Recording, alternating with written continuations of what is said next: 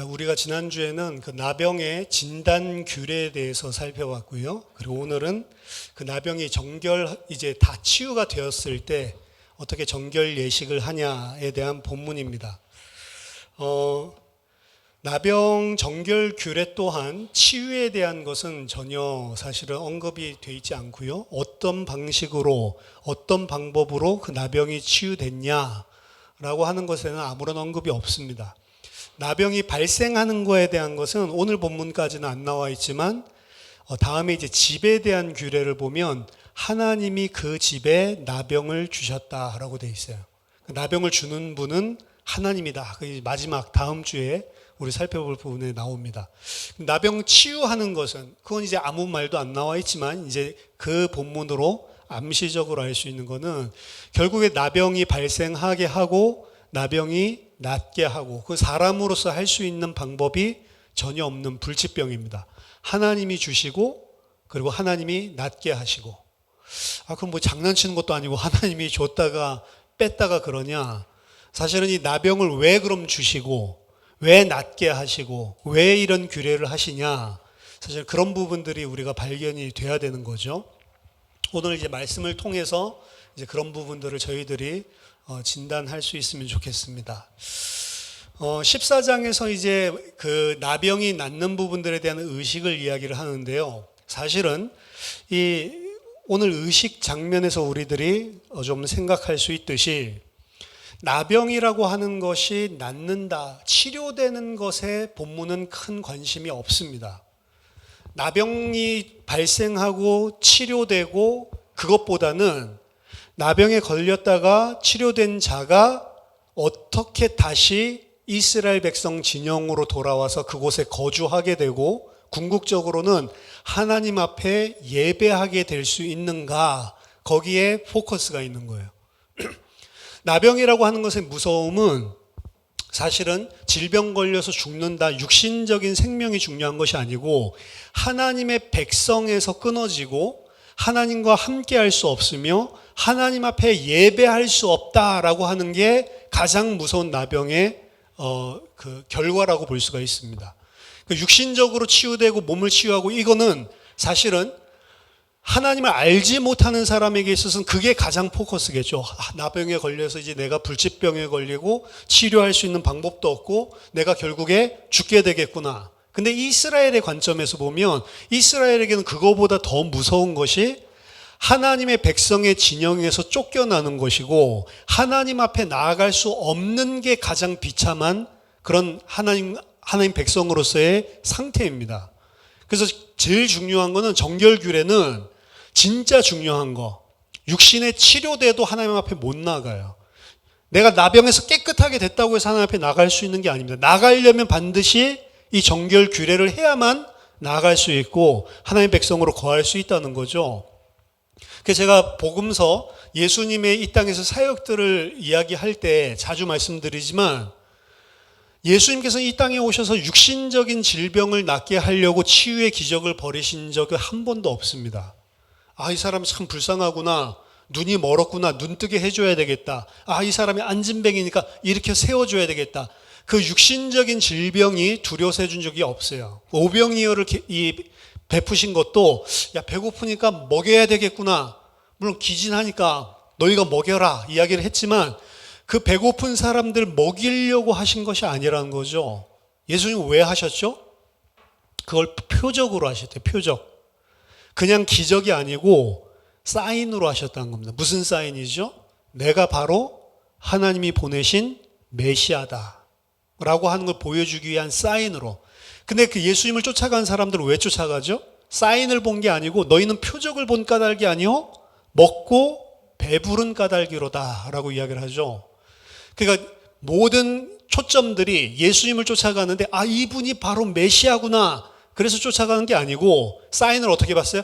이분 쫓아가면 밥 먹고 살 수 있겠구나 라고 해서 쫓아가는 거죠. 그게 이제 우상과 그리고 복음과의 차이입니다.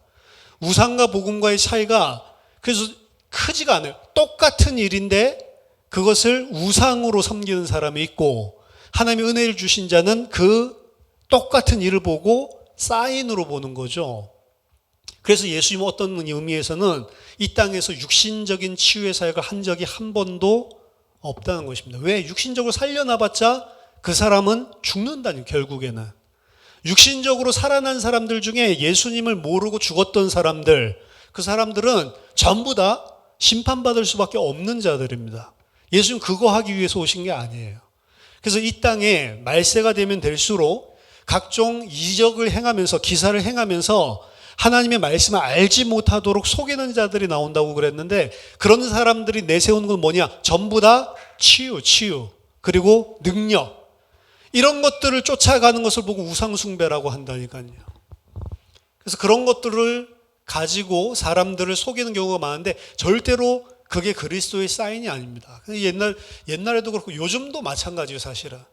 미국 안에서 이 부흥하고 있는 교회는 지금 오순절 개통밖에 없어요. 근데 그 오순절 개통은 매일 하고 있는 게 뭐냐? 매일 밤마다 집회하는데 거의 지금 히스패닉 중심으로 엄청나게 불어나고 있는데, 결국에는 뭐냐? 이상한 신비한 것들을 육신적으로 체험하고 뭐 방언을 하든 아니면 뭐 이상한 춤을 추든 그 영적인 춤을 춘다고 그러더라고요. 그 다음에 막 춤추다가 또 막 여기저기서 막 깃발 막 흔들고, 하여튼 그거 하는 거 보면은 좀, 이거 뭐지, 미친 거 아닌가? 이런 생각 들 정도로 광란입니다, 광란. 심지어는 이제 새로운 사람 오면은 맞이해줘야 될 거 아니에요. 그러니까 이 안내원들이 이렇게 하고 있는데 그 사람들도 갑자기 어느 순간부터 막 춤추면서 바깥으로 튀어나오다 서로 발 걸려서 넘어지고, 보면은 바깥에서 그냥 맨정신을 쳐다보면 너무 우스운데 저게 성령이야? 막 이상한 소리하고 심지어 동물 소리 내고 그런 짓을 하는데, 그 안에 있는 사람들은 그게 성령의 역사라고 그걸 또 체험을 계속 해야 된다고 매일 밤마다 그런 교회만 불어나요. 이유가 뭐죠? 육신적인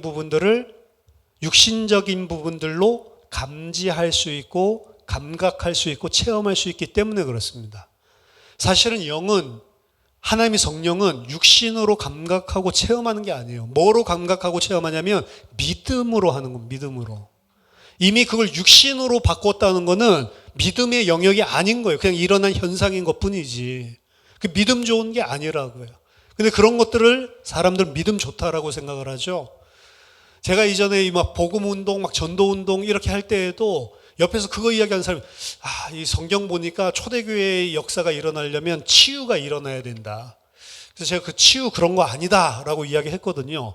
근데 그게 이미 들어간 사람은 절대로 그 소리가 안 들려요. 하나님의 불길 같은 역사가 일어나기 위해서는 우리도 치유가 일어나니까, 저 목사님 위해서 그렇게 기도하고 있습니다. 목사님도 그거 기도하세요. 성경대로 해야 되잖아요. 우리도 사도 바울처럼 손수건만 얹어놔도 막 치유되고 이런 거 일어나야 되잖아요. 그걸 저보고 저 기도 안 합니다. 그리고 그거 기도하지 마세요. 그거 성경 아닙니다. 아니, 이대로 재현되지 않으면 우리 교회는 계속 이 꼴일걸요? 그래서 치유가 안 일어나고 저에게 그런 능력이 와서 계속 이 꼴입니다. 이 꼴인데, 이 꼴이라고 하는 정의가 뭘 기준으로 이 꼴이냔 말이에요. 사람들이 북적북적하고, 그렇죠? 제가 만약에 암을 갖다가 암 걸린 사람들 저 목사한테 한 번만 기도 받으면 다 낫더라. 심지어 기도 안 받아도 돼. 그 목사님 지나가는데 그림자만 스쳐도 낫더라. 그런 거 딱 한 두세 예만 일어나면 금방 여기 가득 차고. 누구로요? 암 환자로. 그 사람 왜 왔어요? 표적을 보고 왔습니까? 아니면 먹고 배부르기 위해서 왔습니까? 먹고 배부르기 위해서 온 거예요. 복음 자체가 변질되는 것입니다.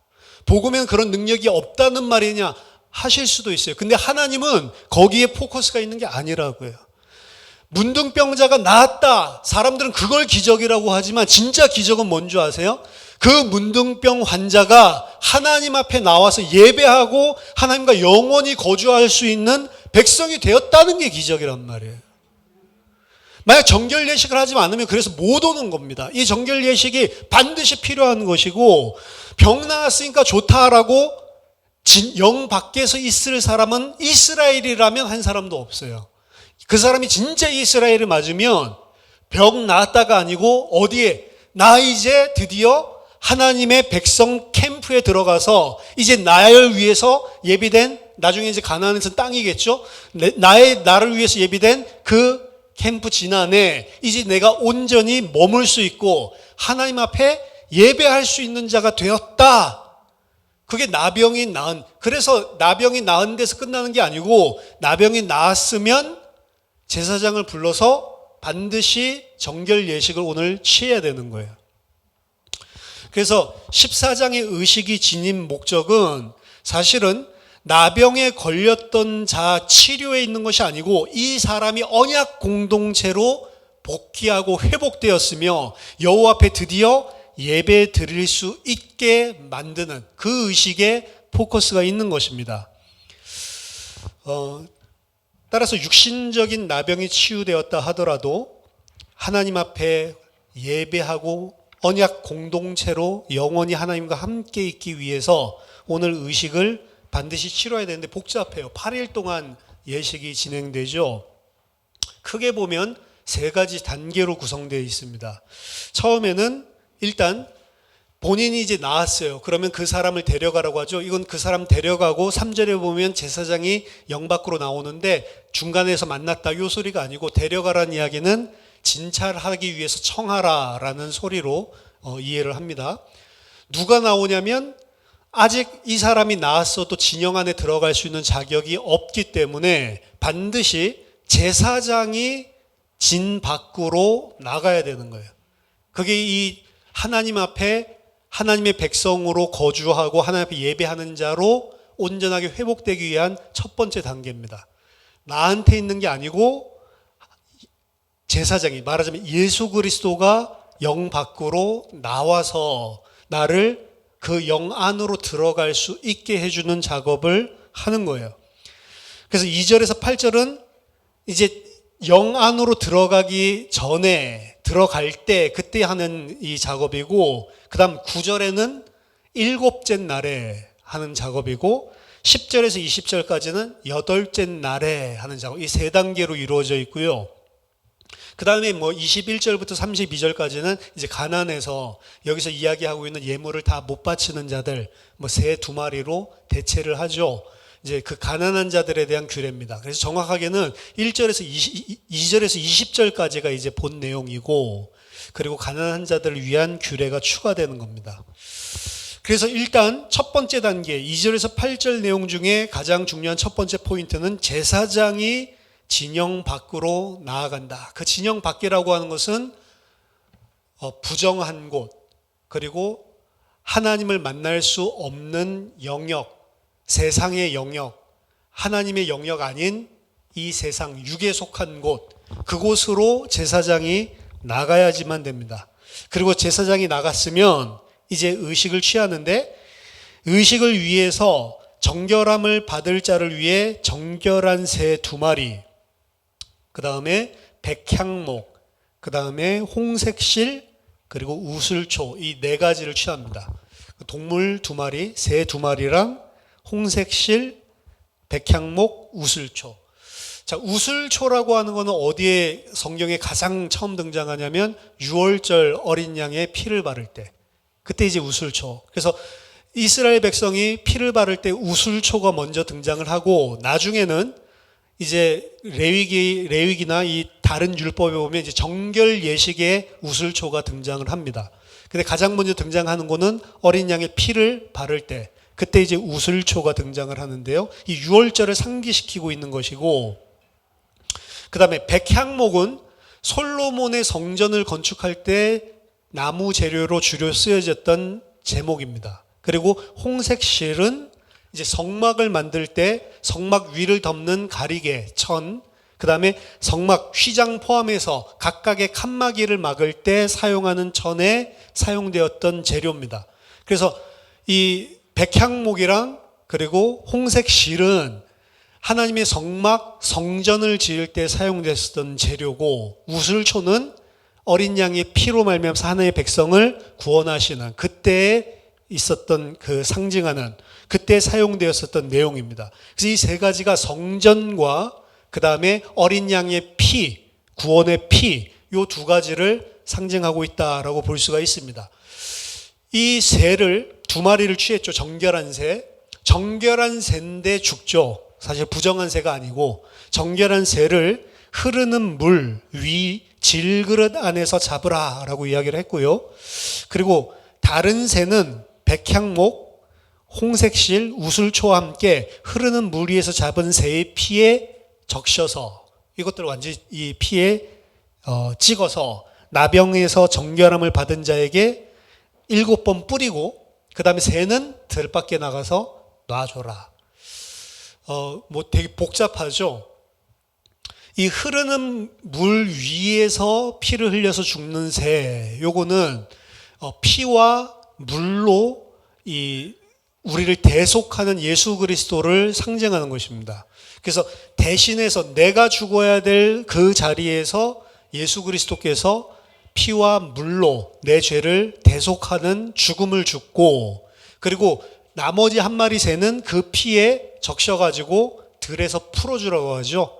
그 풀어주는 새는 나를 상징하는 거예요. 내가 이제 죄에 묶여 있다가 죽어야 되는데 나 대신 죽으신 그 예수 그리스도의 피와 물을 뒤집어 쓰고 내가 자유하게 되는 것을 상징을 합니다. 그럼 자유하게 된 것은 이제 자유롭게 살 수 있다 이게 아니고, 자유의 개념은 어디로부터의 자유냐면 죄에 묶여 있었던 내가 자유롭게 되는 거거든요. 그래서 항상 죄에 묶였던 자가 자유롭게 되면 죄에 대해서는 자유고, 누구에 대해서 묶이게 돼 있냐? 하나님, 예수 그리스도에 대해서 묶이게 돼 있는 거예요. 이게 둘 중에 하나입니다. 사람은 죄에 묶이든지 예수 그리스도에 묶이든지. 출애굽도 마찬가지죠. 똑같은 아바드인데 이 바로를 아바드 할 건지, 바로를 아바드 한다는 거는 바로의 종살이 한다라고 표현을 하고, 똑같은 아바드가 예배한다죠. 바로에게서 해방되고 나면 이 산에서 내 백성이 나를 아바드 할 거다. 그건 예배입니다. 근데 둘 다 종의 개념이에요. 하나님의 종으로서 여호와를 아바드 하냐, 아니면 바로의 종으로서 바로를 아바드 하냐, 이 두 가지입니다. 하나는 죄의 종살이 하는 거고 하나는 여호와 하나님의 종노릇 하는 거예요. 똑같은 종이에요. 종은 종. 그래서 자유하게 된다라고 하는 거는 이제 내가 내 마음대로 살 수 있게 됐다, 이걸 성경에서는 자유라고 이야기하지 않아요. 그 자유는 내가 이전에는 죄 지을 수밖에 없는 자였는데 그 죄에서 해방되었기 때문에 죄로부터 자유되었다라고 하는 겁니다. 그렇기 때문에 자유롭게 된 자들, 모든 죄를 용서받은 자들이 계속해서 죄를 지을 수 있냐라는 질문을 했을 때 사도 바울은 절대로 그럴 수 없다라고 이야기합니다. 이전에 내가 종되었을 때는 그렇게 했을지 몰라도 거기서 해방되었기 때문에 절대로 다시 그럴 수 없는 거다라고 이야기하는 거예요. 그러니까 이제 구원파적인 그리고 영지주의적인 그러한 이 자유, 죄에서의 자유, 이게 전부 다 성경에서 이야기하는 것과 상치되는 것입니다. 어떻게 보면 우리는 죄에서 자유되었지만 하나님에 대하여 살 수밖에 없는 자로 신분 자체가 바뀌어버린 거예요. 죄의 종에서 하나님의 종으로. 그래서 내 마음대로 살 수가 없는 것입니다. 사실은 내 마음이랑 딱 맞는 거는 죄의 종이 나랑 딱 맞아요. 그건 내 마음대로 산다는 건 뭐냐? 나를 위해서, 그리고 세상과 육신적인 것들을 추구하면서 그건 나랑 딱 맞는 거예요. 그래서 사실 죄에서 자유케 됐구나 이렇게 좋아하지만 사실은 내가 좋아했던 거, 그리고 좋아하고 있는 거, 이거 이제 할 수 없는 자로 해방됐다는 겁니다. 그래서 하나님의 백성은 이제 더 이상 나를 나의 것으로 생각하지 않고 이제 하나님의 종으로 생각하고 하나님의 종으로 하나님을 예배하면서 사는 자로 바뀌는 것을 보고 자유하게 된다는 거예요. 그게 이제 새가 이제 놓여지는 장면입니다. 그래서 새는 대신해서 여기서 정결한 새가 죽음으로써 생명을 주는 것을 보여주고요. 그리고 한 마리 새, 백향목, 홍색실, 우슬초, 이것을 다 같이 한데 가져다가 그 물 위에서 죽인 새의 피에 담급니다. 그리고 여기 보면 7번 그 피를 뿌리는 일이 나오죠. 7번 뿌리는데 지금 뿌리다라고 하는 동사랑 그리고 7, 요 두 개가 합쳐진 거는 성경에, 이 두 개가 같이 쓰인 거는 성경에 회막과 성소를 정화하는 장면에서만 그렇게 합니다. 그러니까 회막에 하는 거, 성소에 하는 거를 지금 누구한테 하고 있냐? 문둥병자, 나은 자에게 지금 하고 있는 거예요. 그것은 무슨 소리죠? 네가 바로 회막이다. 네가 바로 하나님이 거하실 성소요 성전이다 라고 하는 것을 예표하고 있는 겁니다. 나병 환자들이 이제 거룩한 하나님이 거하는 처소, 성소가 되었다라고 하는 게 7번 지금 뿌리고 있는 장면이에요. 하나님의 백성은 이제 하나님이 함께 거하시는 자가 되고 있는 것들을 보여줍니다. 그래서 이제 나머지 다른 새는 들에 놓아주죠.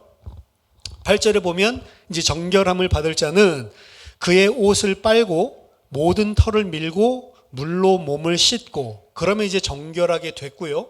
이 정결하게 되고 나면 그 다음에 진영 안으로 들어오게 합니다. 하지만 아직 완전히 진영 안에 거하게 되는 건 아니에요. 진영 안에 들어왔지만 아직 자기 장막에는 거하지 못하고, 그렇죠? 장막 밖에서 7일 동안을 머물게 하죠. 그리고 7일 마지막에 9절에 보면 일곱째 날에 다시 모든 털을 밀고, 7일 동안 조금 자랐겠죠?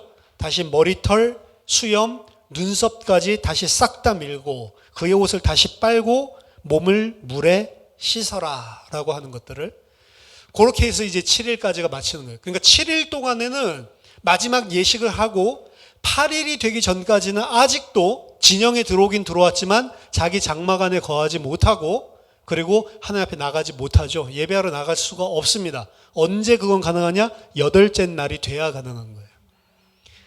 그게 우리 구원이랑 완전히 똑같죠. 예수 그리스도를 믿음으로 하나님이 거하시는 성전이 되고 우리의 모든 죄가 다 깨끗함 받고 정결하게 되었는데 아직 어떻게 해요? 우리 진영에, 우리 장막에 거할 수는 없고 하나님 앞에 온전히 나아갈 수는 없다. 언제까지? 7일 때까지. 이 7일까지의 과정이 전부 다 우리가 이 땅에서 사는, 하나님의 백성이 구원받고 난 이후에 이 땅에서 사는 모든 삶들을 상징하고 있습니다. 그리고 그 마지막 날, 이 땅에서의 7일 동안의 삶의 마지막 모습이 뭐냐? 눈썹 다 밀고 수염 다 밀고 머리털 다 밀고 있는 모든 이 털들 다 밀고 뭐 브라질리언 왁싱, 막 왁싱을 다 하고, 그리고 깨끗하게 씻고 그렇게 된 상태. 그러고 이제 새로운 날로 들어간다는 거죠. 이 뭐 왜 털 미는 거 이런 것들이 나왔을까? 그러니까 이제 전염병이니까 이제 털에 옮겨졌을 수 있었던 것들, 그런 것들을 제거하라는 걸까라고 생각할 수도 있지만, 자, 이 나병이라고 하는 것, 나병이 하나님께서 나게 하신다고 했죠. 근데 제가 지난주에 설명했지만 나병이 나는 게, 나병이 발생하는 게 좋은 것입니까? 나쁜 것입니까? 지난주에 설교 때 이야기했는데 좋은 것입니다. 왜 좋은 거라고 그랬죠? 지금 나병이 발생하지 않은 자들은 자기들이 정결한 줄 알죠. 근데 정결합니까? 안 정결합니까? 안 정결해요. 그 사람들 속에는 죄가 가득한 사람들입니다. 근데 본인이 죄인이다라는 사실이 드러난 사람은 거꾸로 나병 환자들이에요. 그래서 세리랑 창기제가 이야기했죠. 이 사람들이 차라리 복이다. 왜? 이 사람들 알아요.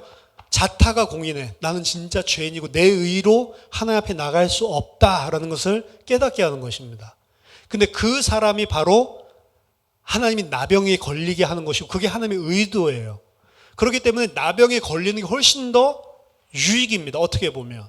나병 환자는 적어도 나는 절대로 내 힘으로는 하나님 앞에 나아갈 수 없는, 하나님의 백성이 될 수 없는 자다라는 것을 깨닫는 거예요. 하나님의 은혜로만 나는 치유받을 수 있고 하나님의 세우신 제사장을 통해 정결의식을 통과해야만 나는 하나님 앞에 나아갈 수 있다라는 것을 아는 자입니다. 근데 모든 사람이 다 그런데 이 사람은 하나님이 그걸 갖다가 나병 걸리게 해서 드러내게 해주신 거라는 거죠. 그럼 누구에게 하나님께서 나병 걸리게 합니까? 하나님이 택하셔서 정결하게 하실 자에게만 나병 걸리게 하는 거예요. 그러니까 은혜죠. 하나님이 하나님의 백성을 구원하시는데 하나님이 구원하실 자는 반드시 하나님이 깨닫게 하십니다. 너는 죄인이 억만 죄인이야. 절대로 너는 구원받을 수 없어. 너는 내 은혜가 없으면 그리스도가 아니면 안 되는 사람이야. 자기 자신을 적나라하게 드러나게 만들어요. 그게 나병입니다. 눈썹을 깎고 머리를 깎고 다 깎는 것을 마지막 7일째 완성된 8일에 들어가기 위한 마지막 정결한 모습으로 그리고 있는 것은 눈썹이나 그리고 뭐 수염이나 이런 것들은 나를 가리고 덮는 것들이에요. 나를 숨기는 것들. 지금 그 속죄제 하타부터 앞에서 이야기를 했지만 레위기에서 제일 중요하게 보고 있는 죄는 다른 죄가 아니고 나를 하나님 앞에 의인인 것처럼 숨기고 있는 죄. 사실은 나를 위해서 다 살고 있는데 자기중심적으로 그거 아닌 것처럼 가리고 있는 것. 그것들을 갖다가 하나님 앞에 드러내야지만 하나님 앞에 나올 수 있도록 만드는 게 모든 제사법이란 말이에요. 오늘 정결하게 되는 것도 왜 눈썹 밀고 다 밀라고 하냐. 내 자체를 머리 안에 감추지 말고 어떤 사람 되게 예쁜데 머리 깎아놓으니까 이상하게 생긴 사람 있죠. 흉터 같은 것들 저도 여기 뭐 테니스 치다가 혼자 스스로 쳐가지고 이 상처가 생겼는데 상처 생긴 것들 처음에는 너무 심해가지고 이렇게 해가지고 뭐 설교하면 이상하니까 머리 가지고 이렇게 막 가리고 나를 가리고 숨겼던 것들을 싹 다 하나님 앞에 드러내게 한다. 싹 다 드러나면 나는 어떤 모습이죠? 절대 하나님 앞에 나갈 수 없는 모습. 근데 그걸 보고 하나님은 정결하다라고 하는 거예요. 나는 하나님 앞에 절대로 나아갈 수 없는 죄인입니다 라고 하는 것을 하나님의 은혜로 내가 이렇게 되었습니다 라는 것을 알게 만드는, 그래서 나를 숨김없이 드러내는 것을 정결하다라고 이야기하는 거예요. 사람한테 드러낼 필요 없습니다. 뭐 이걸 가지고 뭐 판자 뒤집기, 널빤지 뒤집기 이래가지고 안에 있는 더러운 구데기들을 서로 다 죄를 서로 고했다고 했다 다 하는데 하지 마세요. 사람들은 죄를 서로 고하잖아요. 그럼 들을 때는 은혜로 듣지만 죄인입니다. 나중에 그거 가지고 뒷이야기하고 욕하고 다닌다니까요. 교회 안에 그게 많아요. 그래서 어떤 목사님은 계속해서 네 죄를 갖다가 다 드러내고 이게 공동체다. 그래야 치유받는다. 치유 안 받아요. 그거 해도 사실은. 어떻게 보면 그거 이야기하면서 내 스트레스 푸는 거지 치유받는 거 아닐 수 있습니다. 그리고 더 중요한 거는 들은 사람이 어떻게 한다고요? 그거 가지고 약점 잡는다니까. 그래서 천주교가 반란이 없는 거예요. 고해성사 할 때 다 듣고 있거든. 누군지 다 파악하고 있거든. 사람한테 이야기할 필요 없습니다. 하나님 앞에. 이야기하면서 치유받는 경우가 없다는 거 아니에요. 있는데 진짜 그것 때문에 시험 드는 일 많이 생긴다니까요. 교회 안에서. 그래가지고 괜히 없었던 이 긁어부스럼 이런 것들 많습니다. 진짜 중요한 하나님 앞에 내가 누군지를, 왜냐 하나님 다 알고 계세요. 하나님 원래부터 나병 걸리게 하기 전부터 그 사람 속에 있는 거를 드러내기로 작정하시고 나병을 만드신 거예요. 그리고 절대 내 힘으로 안 되고, 이 사람은 나병 걸리면 여러분 나병 걸려도 할 수 있는 게 없고 그냥 하나님 은혜 주세요. 이거밖에 없는 겁니다. 하나님 나 낫게 해주세요. 다른 치료책도 없어. 근데 오늘날 딱 보니까 나았단 말이야. 하나님의 은혜죠. 하나님이 그 사람을 깨닫게 하는 거예요.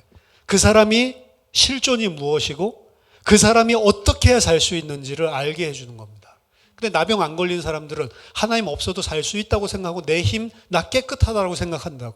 그러니까 이게 사실 유익한 게 아니죠. 그래서 죄가 많은 곳에 은혜가 많다는 거는 죄를 많이 지어라 이 소리가 아니고, 죄를 많이 지을 필요 없어요. 그 말씀 때문에. 어차피 그렇게 죄인이라니까. 죄가 많은 곳에 은혜가 많다고 해서 그러니까 나같이 좀 막 살아봐야 은혜를 알아. 전 옛날에 이렇게 생각했대요. 내가 불신자 가정에 태어났으면 뭔가 이 예수를 믿을 때 내가 탁 깨닫고 내 자신이 탁 믿고 이러니까 뭔가 뜨겁게 나도 믿을 수 있는 것 같은데, 왜냐 거의 뜨거운 사람들은 집안 아무도 안 믿는데 혼자 예수 믿거나 이런 사람이 더 뜨거워. 나는 이 저주받아가지고 3대째 기독교 집안에 태어나가지고 이 어렸을 때부터 뭐 교회 가고 이런 거 귀한 것도 모르고 그냥 당연히 가야 되니까 가는 걸로 알고, 야, 나도 아예 그냥 우상 숭배하는 가정에 태어나가지고 나 혼자 탁 결단하고 막 믿으면 막 뜨거울 건데, 이런 사람들 엄청 부러워했거든요. 근데 그 부러워할 일이 아니더라고. 부러워할 일 아닙니다. 3대째 기독교 가정에서 태어난 게 복이에요, 복. 사실은.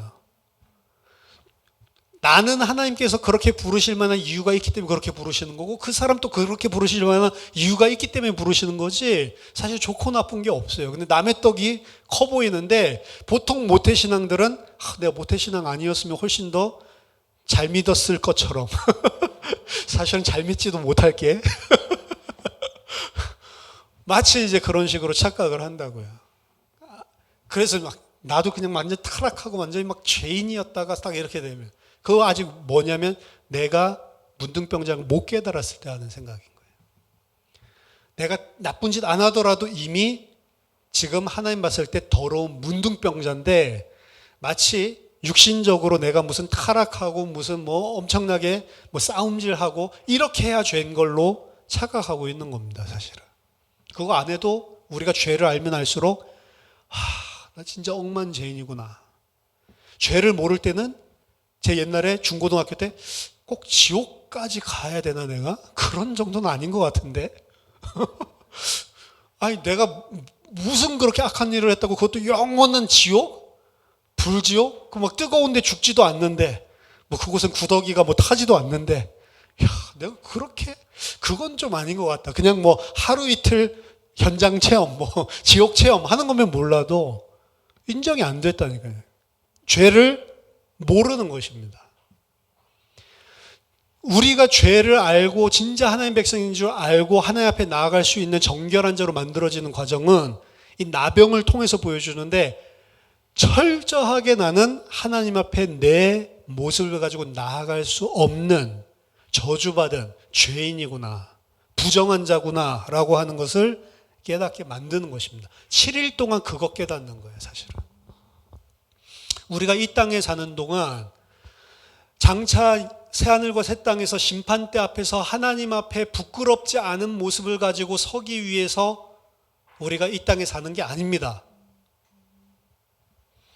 우리가 이 땅에 사는 동안 성화되는 것은, 성화의 목적은 뭐냐?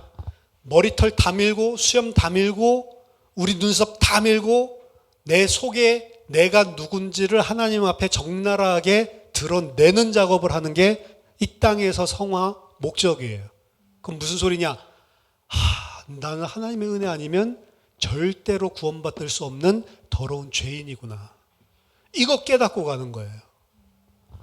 그래서 이 땅에서 이상하죠? 수련회 가면 은혜 받았는데 집에 들어오면 그대로라.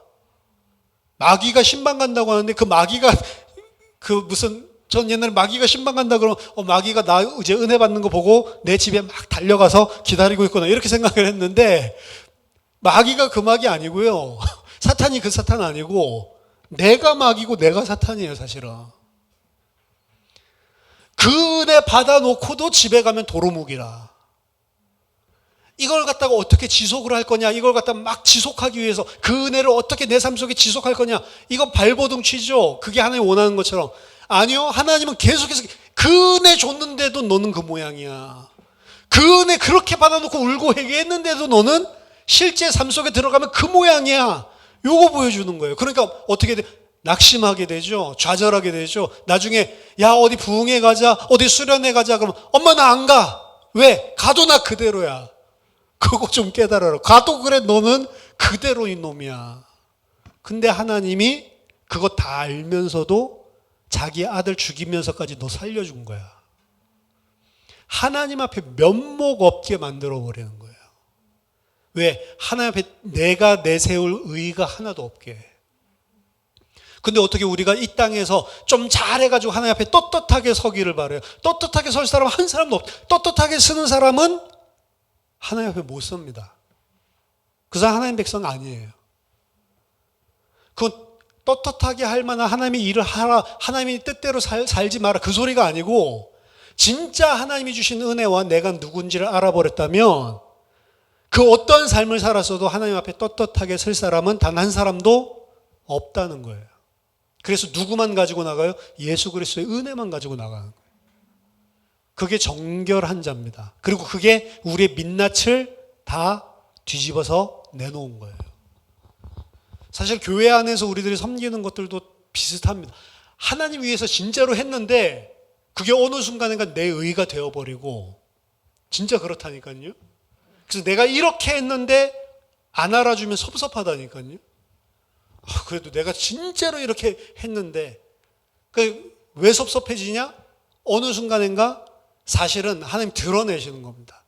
그렇게 너가 순수하게 했던 것들조차도 깊은 밑바닥 속에는 나의 의로 챙기고 다른 사람들이 알아주길 원하고, 그런 것들이 우리 인간은 다 남아있다는 거예요. 그래서 교회 안에서 사람들의 모습을 보면 낙심할 수밖에 없는 것입니다. 그렇죠? 제일 낙심할 만한 사람이 목사죠, 목사. 그렇죠? 말씀을 막 잘하는데, 그렇죠? 알면 알수록 저 인간도 똑같네. 그렇죠? 그러니까 저 쳐다보면 안 돼요. 제가 잘해가지고 이야기하는, 제가 잘하는 건 뭐냐? 나 문둥병자다. 성경에서 잘한다 못한다는 개념이 나 문둥병자다. 내 힘으로 할 수, 이게 잘하는 거예요, 사실은. 그렇죠?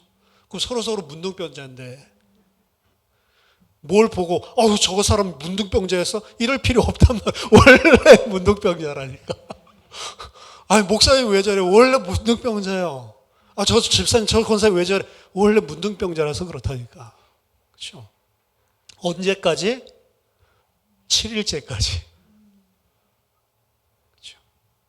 그래서 이 무슨 벼 묻은 개, 무슨 똥 묻은 개 뭐라고 한다라고 하듯이 자기 속에 있는 티끌 보지 못하고 남의 눈에 있는, 자기 속에 눈에 있는 들보 보지 못하고 남의 눈에 있는 티끌 빼주려고 그러고. 그렇죠? 그거 빼주려고도 하지 마세요. 왜 빼주려고 그래요? 나는 잘 보인다라고 생각을 하니까. 아니라니까요. 그거 누가 하게 돼 있어요? 하나님이 하게 돼 있는 겁니다. 하나님이 하고 계신 일들을 인정하는 사람 되면 되는 거예요. 그렇게 되면 교회가 아무 문제가 없는데, 안 그러면 힘들어집니다. 더더군다나 교회 안에는 구원받은 사람만 있는 게 아니에요. 구원 안 받은 사람들도 하나님이 속하게 해놨습니다. 솔직히 저는 이제 모르겠어요. 그렇게 눈물 흘리고 은혜 받았다라고 하는데 아닌 사람들을 많이 봤거든요. 이제 진짜 모르겠어요.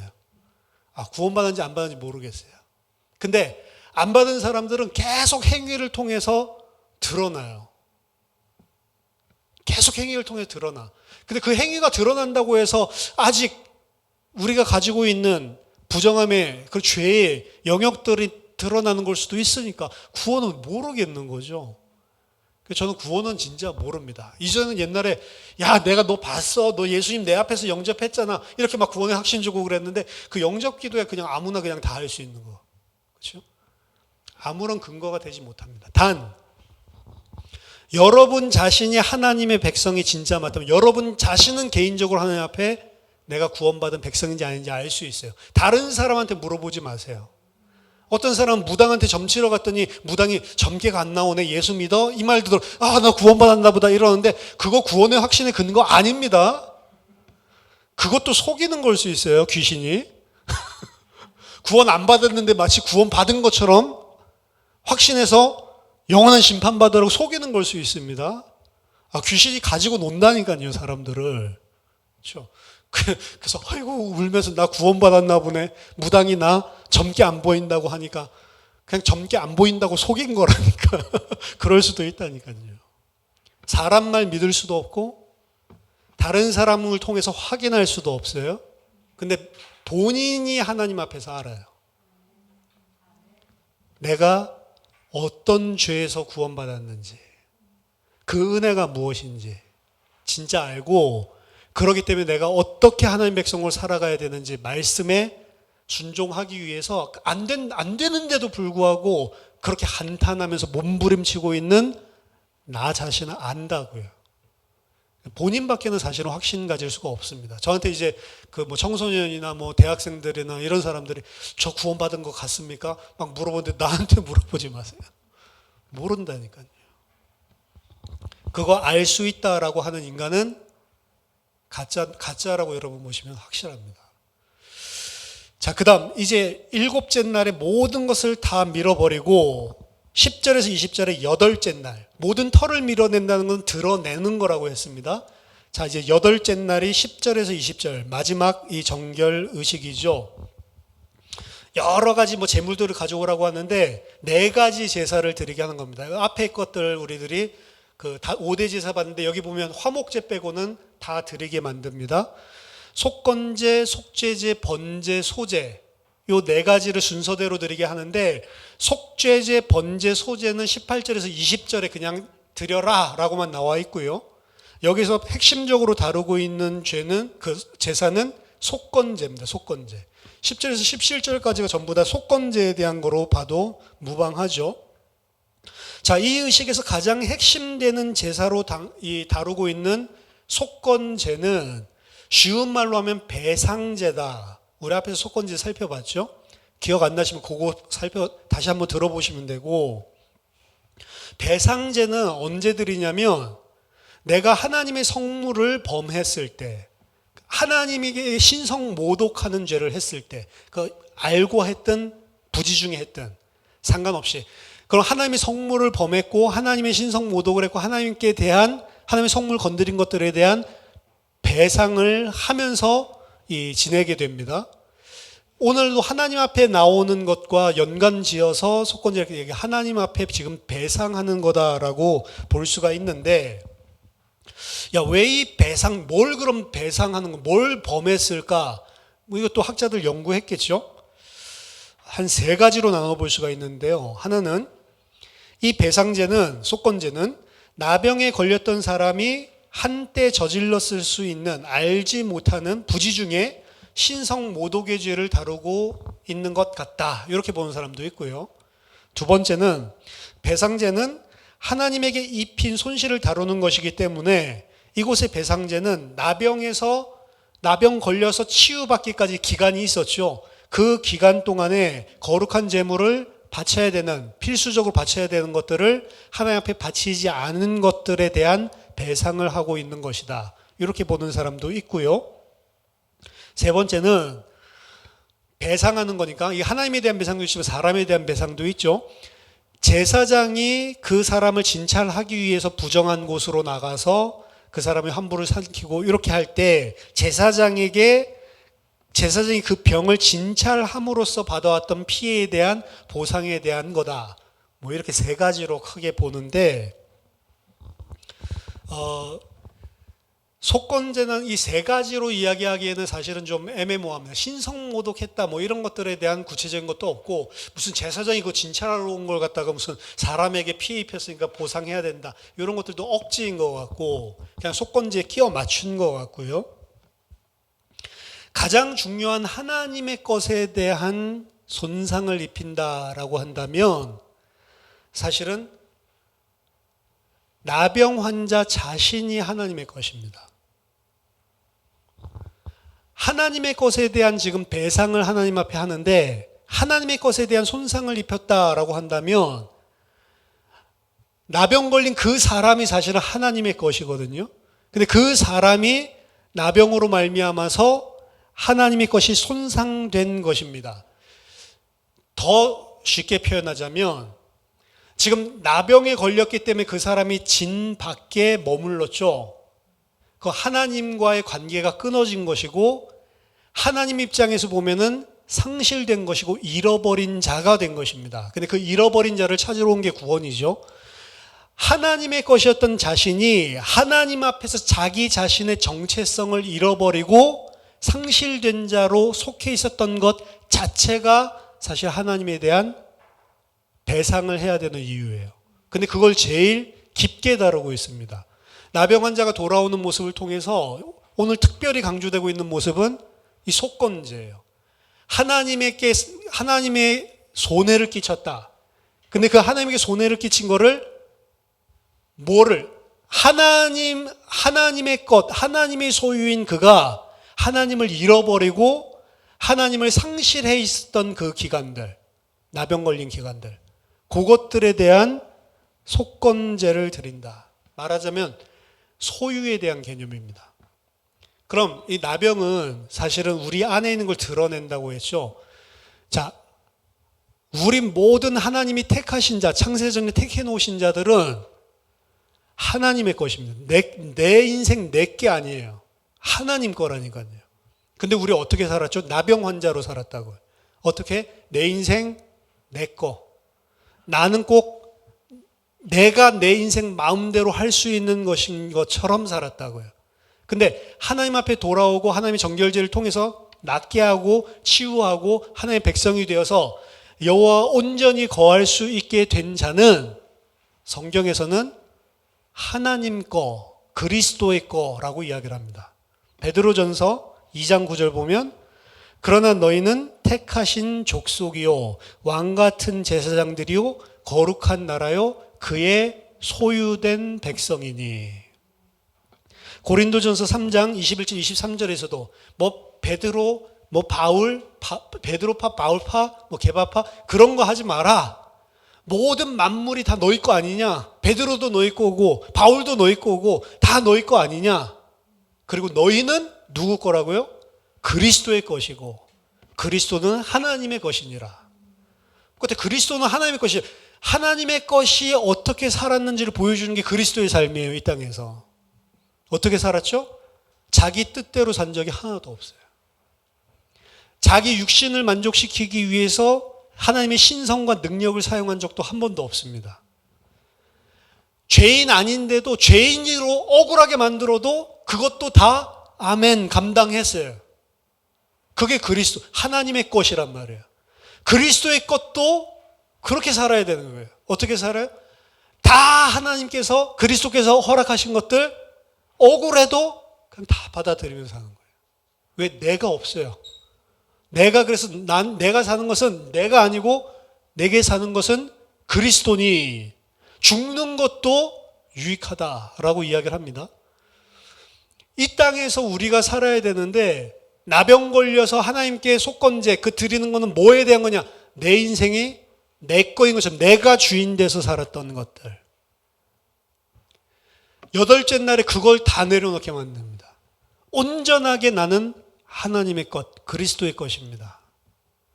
우리가 정결함으로 하나님 앞에 나아가는 걸음의 목표예요, 목표. 난 내 것이 아니고 하나님 것입니다. 불평불만이 없어요. 그래서 범사에 감사하고 기뻐하고 항상 기도할 수가 있는 거예요. 어떻게 기뻐해요? 상황이 그런데. 아니, 내 인생 내 거 아니고 나는 죽었고 나는 하나님 거니까. 하나님 마음대로요. 하나님이 모든 것 다 주관한다면서요. 하나님 마음대로.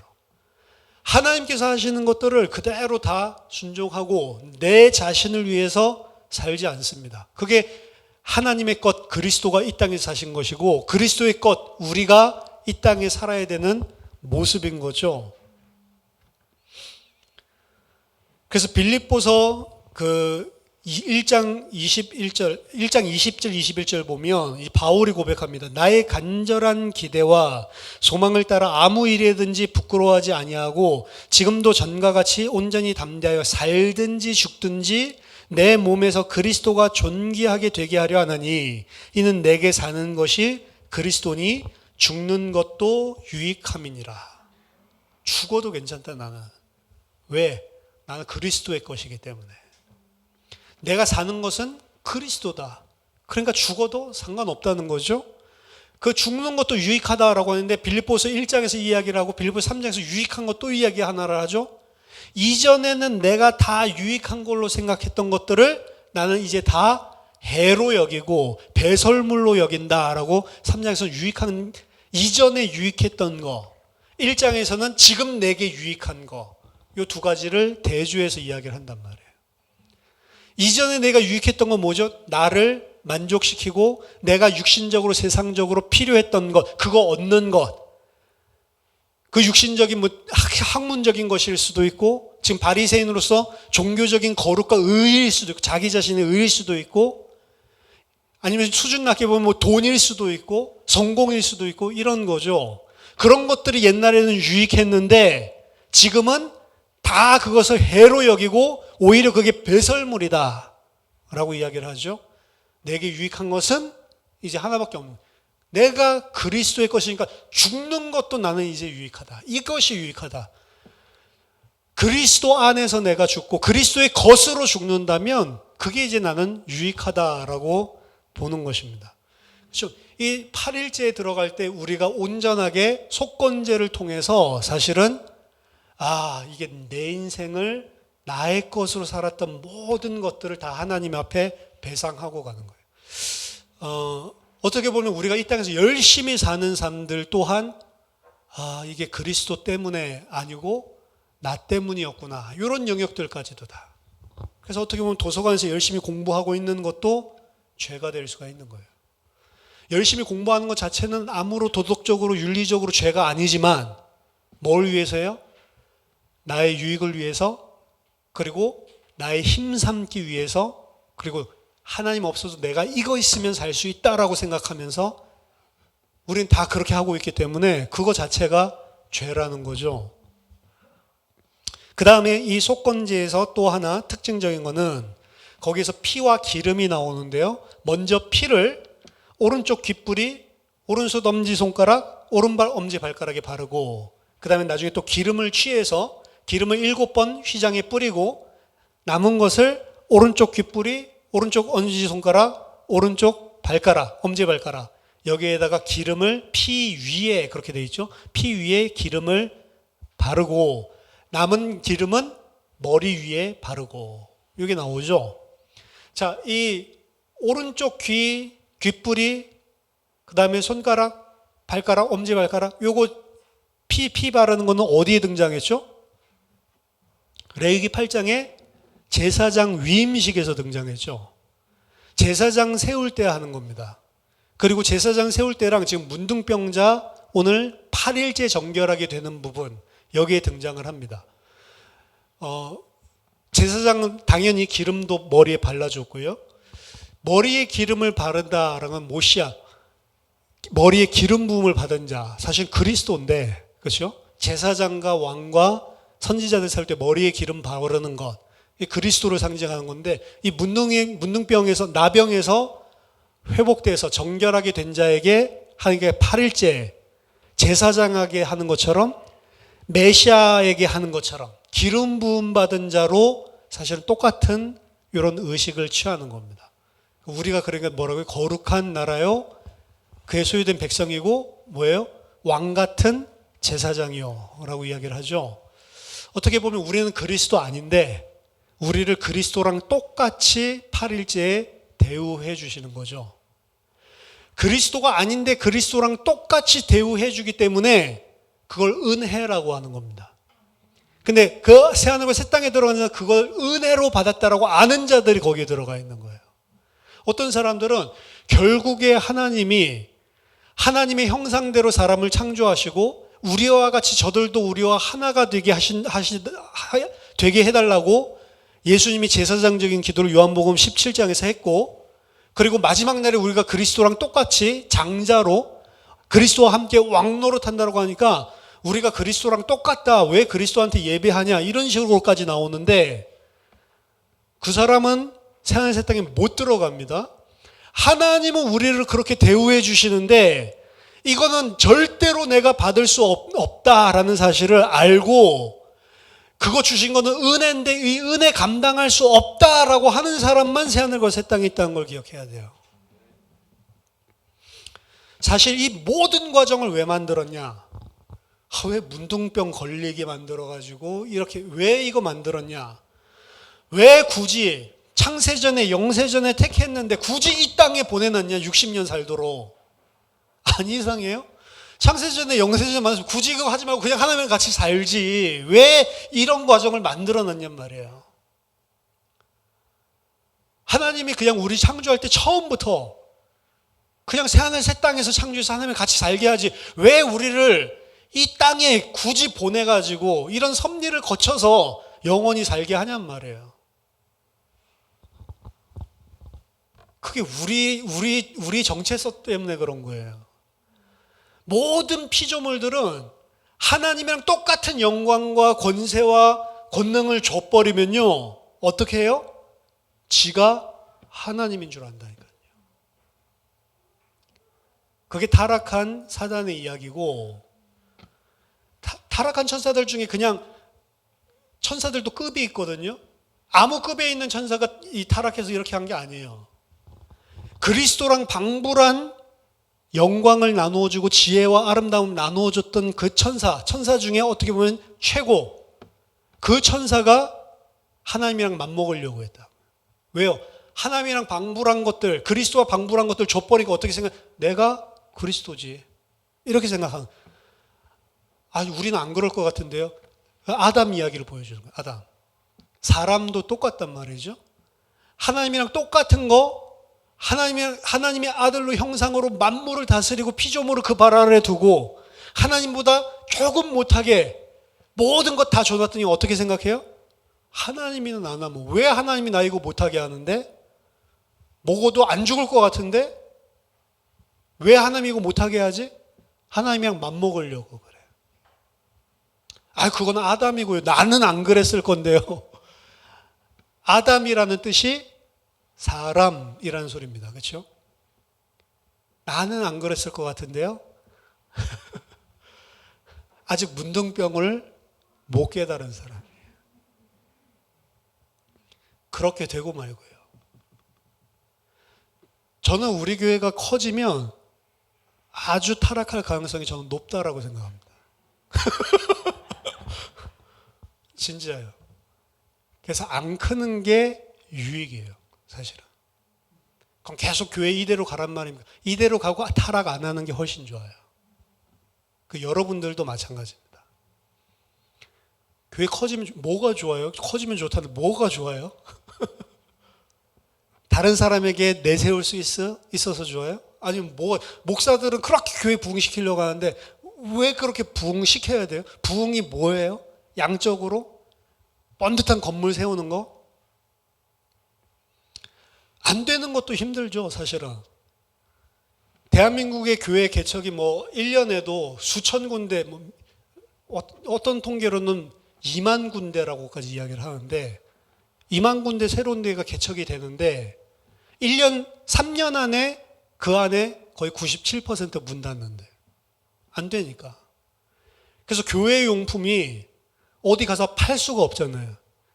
그래서 교회 용품은 살 때는 비싼데 팔 때도 없고, 이러니까 무료 나눔 해주는 게 엄청 많습니다. 우리 교회에 있는 거 이거 다 무료 나눔이죠. 그렇죠? 누가 사요 이거를? 버리려고 하면 돈인데 그거 갖다 트럭 가지고 가서 가져가다고 하면은 오히려 감사한 거지. 그렇게 망하는 데가 많아요. 요새 또 식당 망하는 데가 많아가지고 코로나 때문에 식당 그런 것들도 이제 싼 값에 이제 막 사다가 나중에 경기 좋을 때 그때 이제 비싼 값에 팔아 먹으려고 이런 사람들도 있다는데, 그렇게 줄어들고 망하는 것도 문제지만 망하는 게 문제가 아니고 하나님이 그렇게 하시는 거죠. 커져도 문제. 인간은 이래도 문제 저래도 문제입니다. 어제까지는 막 더워서 문제였다가 오늘같이 갑자기 한파주에 보면 추워서 또 문제예요. 그렇죠? 아침부터 추워가지고 저 샤워하는데 이거 뜨거운 물 바깥에 나가면 추우니까 끝났는데도 계속 샤워물 따뜻해. 이거 끄고 나가서 그 타올로 따기 너무 춥겠다. 이렇게 계속. 그렇죠? 얼마 전까지만 해도 샤워하고 나면 너무 더워. 이 샤워 다 했는데 또 땀나. 이랬는데 인간이라니까요. 그게 내가 원하는 거 이루어지면 행복할 줄 알았어. 안 행복한. 그거 잠시 잠깐입니다. 그렇죠? 또 불평 불만 생겨요. 원하는 거 얻었더니 또 불평 불만 생기고. 그게 인간이라니까요. 그래서 이 하나님께서 원하시는 거는 우리 자신이 좌지우지하고 내가 내 뜻을 이루어가고 내가 이 세상에 생각하는 가치관을 가지고 이루어갔던 그 모든 것들이 다 하나님께 손해배상해야 되는 속건제로 드리게 만들고, 그리고 그 사람을 보고 네가 왕 같은 제사장이고 그리스도와 같은 자다라고 인정을 해줍니다. 그래서 그 사람은 면목 없이 면류관 받게 되고 면목 없이 그리스도와 함께 은혜로 왕노릇하게 되어 있는 거예요. 그렇게 하지 않으면 어떻게 한다? 100% 타락한다. 여러분들도 마찬가지입니다. 아담 이야기하는 게 아니고 사람 이야기하는 거고 내 이야기하는 거예요. 전 옛날에 그래서 아담 이 새끼 만나면 내가 한 대라도 그냥 아구창을 한 대 때려줘야겠다. 너 때문에 내가 죄인으로 원죄 태어나가지고 죽을 고생했잖아. 이렇게 아담 깨달았다니까요. 그러니까 막 사단이 죄짓겠다 해서 이 사단 이 죽여야지 이럴 때도 막 힘나는데 사단은 그 고유명사가 아니죠. 명칭이 아니죠. 사단은 하나님께 대적하는 자, 그 뜻이 사단입니다. 내가 하나님께 대적하는 자였단 말이에요. 그 사단도 그 사단이지만 이 사단도 사단이라니까요. 그렇죠? 근데 어떻게 생각했어요? 저 사단 때문에, 뱀 때문에 아닙니다. 내가 죄진 거지. 거짓말하고 있어요. 사단 때문에. 아니요. 내가 한 거예요. 왜? 그게 나랑 딱 맞거든. 본질상 너희는 마귀의 자녀고 본질상 너희는 마귀랑 똑같아. 나랑 딱 맞거든요. 그래서 나랑 딱 맞는 것을 하고 있으면 뭔가 잘못된 거다. 골프 같은 거 있죠?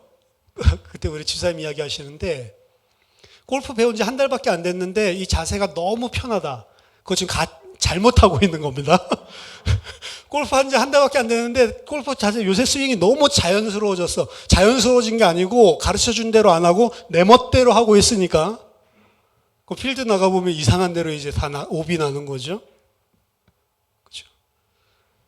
골프 배운 지 얼마 안 됐으면 거기서 가르쳐주는 대로 자세하려고 그러면 안 되고 온몸이 비틀리고 볼볼 떨리고 힘들어가고 안 돼야 돼요. 그래야 바르게 하고 있는 거예요, 사실은. 우리가 그렇단 말이에요. 내가 뭔지 편안하고 내가 생각하는 대로 모든 게 다 잘 흘러가고 있다? 그게 뭐가 잘못되고 있을 가능성이 더 크다는 겁니다. 그렇게 되고 있을 때 나를 살펴봐야 돼요. 이것도 내가 하나님 백성 아니고 또다시 사단으로 지금 하나님 대적하고 있는지 아닌지. 거꾸로. 근데 대부분의 사람들 그거 잘 풀릴 때 본다 안 본다? 안 본다. 언제 보죠? 나병 걸렸을 때. 나병 걸리는 것도 유익함이라.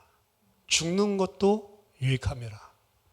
하나님께서 우리를 하나님의 백성 만들어 나가시는 과정입니다. 왜 하나님이 나병을 나게 하시고 나병을 낫게 하고 나를 하나님의 영원한 백성으로 그리스도와 같이 자기의 영원한 아들로 만드시기 위해서. 그래서 여러분들에게 힘든 일이 있습니까? 고통이 있습니까? 그 힘듦과 고통과 고난을 통해서 하나님의 아들의 순종을 배우라라고 히브리 기자는 이야기합니다. 그 아들도 그렇게 하셨거든. 너희들 그렇게 하지 않겠냐? 그렇지 않다면 너희는 하나님의 백성 아니다. 우리랑 맞지 않는 고통이라고 하는, 우리랑 맞지 않는 질병이라고 하는, 나병이라고 하는 코드를 통해서 하나님이 우리를 하나님의 백성 만들어 나가고 있습니다. 그래서 환난이 오고 핍박이 오면 기뻐하고 즐거워해라. 너희 하늘의 상이 큼이라. 그 상도 또 육신적으로 또 생각하죠. 미치겠어요. 다 육신적으로 생각해. 그래서 이거 환난 버티면 저기 더 큰 황금 맨션이 있을 거야. 이런 식으로 버티는데 그걸 보고 죄라고 한다니까. 아이고야. 나병의 정결규례. 하나님이 우리를 어떻게 7일간을 거쳐서 그리고 어떻게 8일째에 들어가게 하는지 저와 여러분들이 온전히 정결함을 받는 그런 은혜가 있기를 예수 이름으로 축원합니다. 기도하겠습니다. 하나님 아버지 은혜를 감사드립니다. 저희들의 뜻대로 되지 않고 저희들이 생각할 때 이것이 맞다고 생각하는데도 그렇게 되지 않은 것들이 오히려 하나님의 섭리요, 은혜요, 하나님의 손길이었음을 주님 앞에 고백합니다.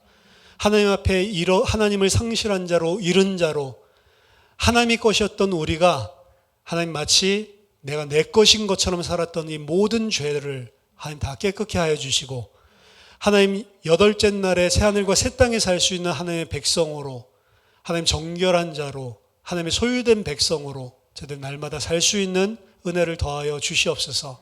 그리스도의 은혜가 없이는 안 되는 자임을 하나님 앞에 고백하고 두 손 두 발 다 들고 나병 환자로 하나님의 은혜를 간구하는 자 되게 하여 주시옵소서. 예수 그리스도 이름으로 기도하옵나이다. 아멘.